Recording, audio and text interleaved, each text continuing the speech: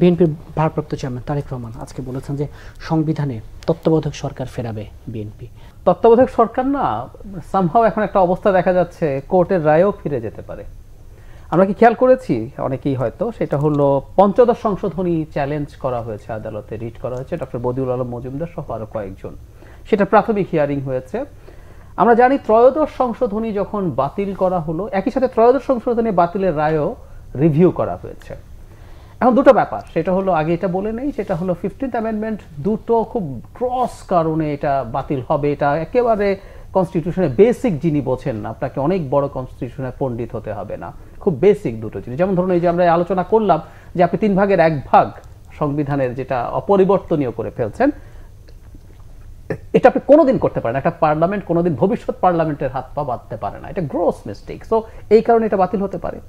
আরেকটা হচ্ছে এই সংশোধনী যখন করা হয় তখন কিন্তু দ্বাদশ সংশোধনী এক্সিস্টেড ছিল।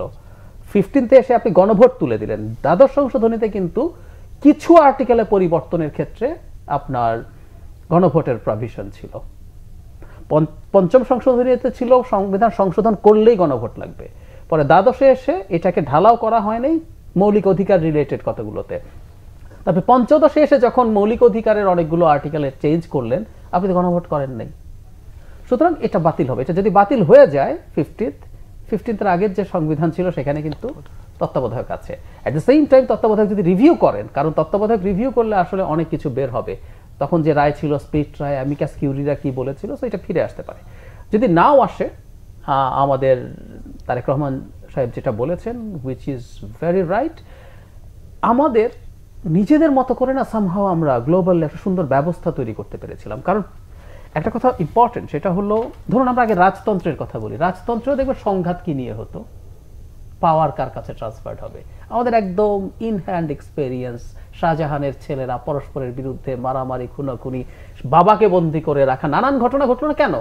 কারণ পাওয়ারে কে যাবেন এটা আসলে ঠিক ছিল না। যখন ঠিক ছিল না তখন ভাই ভাইয়ের মধ্যে সংঘাত, খুনাখুনি হয়ে গেছে simply. At the same time যখন গণতান্ত্রিক ব্যবস্থায় আমরা আসলাম, আমার মানে একটা দেশে সংঘাত কেন হয়, বা আমি আর একটু এগিয়ে যাই, কত বড় বিপদ এটা, সিভিল ওয়ার কেন হয়? মিয়ানমারে সিভিল ওয়ার কেন হয়েছে? একটা ইলেকশন হলো মিলিটারির আন্ডারে, মানে খুব ইন্টারেস্টিং, মিলিটারির আন্ডারে নির্বাচন, মূলত এটা ওরাই পাওয়ারে ছিল ডিফ্যাক্টো, ওদের সমর্থক দল ভরাডুবি হয়েছে সুচিত দলের বিরুদ্ধে। পার্থক্য কি আপনি পাওয়ার দেন নাই।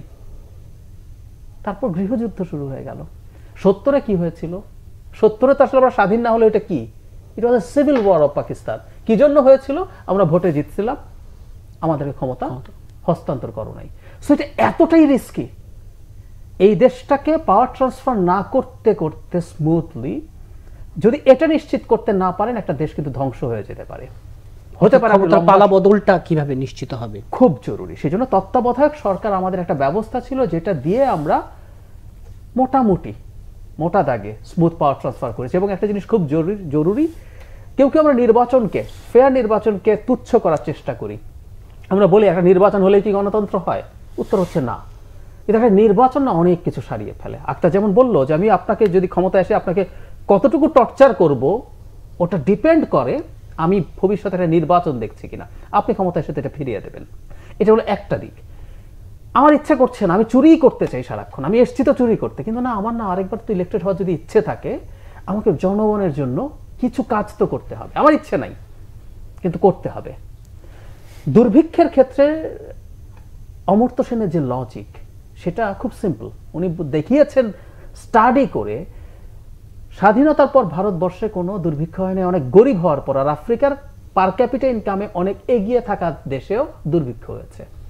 কারণ হচ্ছে ভারতে মোটা দাগে ডেমোক্রেসি কাজ করেছে, ইলেকটোরাল সিস্টেম কাজ করেছে। অমর্ত্য বলছেন কোথাও যদি দুর্ভিক্ষ হয়, ডেমোক্রেসির কারণে ওখানে মিডিয়া কাজ করে, পত্রিকা লিখে দেয় যে ওখানে খাবারের সংকট হয়েছে, তো সরকারের ইচ্ছা থাকুক না থাকুক সে করে কি লাভ দিয়ে যায়, কারণ নাহলে তো আমি ভোট পাবো না। এতটাই সহজ অঙ্ক। ইচ্ছে থাকুক না থাকুক আপনাকে অ্যাকশন নিতে হয়। সো ভোটের ক্ষেত্রে প্রতিপক্ষকে দমন পীড়ন কম করবেন, জনগণকে ভ্যালু করবেন, এটা ইম্পর্টেন্ট। আমার কবির সুমনের একটা গানের কথা মনে পড়ে। গানটার একটা বাক্য এরকম, বিদ্রুপ করছেন নেতাকে, হেলিকপ্টার হেলিকপ্টার, নেতা আসছেন নেতা আসছেন। একটা জায়গায় বলছেন ভোট মানুষের মুখে ব্যালট পেপার, নেতা দেখছেন, মানে বিদ্রুপ করছেন, মানুষ দেখেন না, উনি ব্যালট পেপার দেখেন। কিন্তু আমরা তখন ব্যালট পেপারও দেখি না মানুষের মুখে। আমি যদি মানুষের মুখে ব্যালট পেপারও দেখতাম, আমি এত অসভ্য বর্বর হয়ে যেতাম না। আমরা তো ব্যালট পেপারও না আসলে। যদি ব্যালট পেপার হতাম, আমাকে ইচ্ছায় হোক অনিচ্ছায় হোক কিছুটা তোয়াজ করতে হতো, ওর কাছে যেতে হতো। বিজেপির এত সমালোচনা করি, বিজেপি 81 কোটি মানুষকে 5 কেজি করে চাল দিয়েছিল, কিন্তু এই নির্বাচনে যতটুকু সিট পেয়েছে, গ্রামাঞ্চলে একটা বিরাট ভোট পেয়েছে জাস্ট বিকজ অফ দ্যাট, বিনামূল্যে চাল বা গম এরিয়া অনুযায়ী। 5 সদস্যের পরিবার 25 কেজি ফুড গ্রেন পেয়েছে, বছরের পর বছর দিয়েছে, হাফের বেশি মানুষ। সো আপনি চান বা না চান, ওদের একটা স্বাস্থ্য বিরাট পলিসি আছে 50 কোটি মানুষের জন্য। এগুলো নির্বাচনে নির্বাচিত হওয়ার জন্য আপনি মানুষকে ভ্যালু করেন। সো লিস্ট ব্যালট পেপার হিসাবে দেখুন। তো এই জন্য আমি মনে করি তত্ত্বাবধায়ক সরকার আনা ইজ ভেরি ইম্পর্টেন্ট, এবং আমাদের একটা অ্যাকসেপ্টেবল নির্বাচনের মাধ্যমে যদি আমরা কয়েকটা টার্ম ক্ষমতা চেঞ্জ করতে পারি, এদেশের চেহারা পাল্টে যাবে। ইটস গ্যারান্টেড, এটা পরীক্ষিত।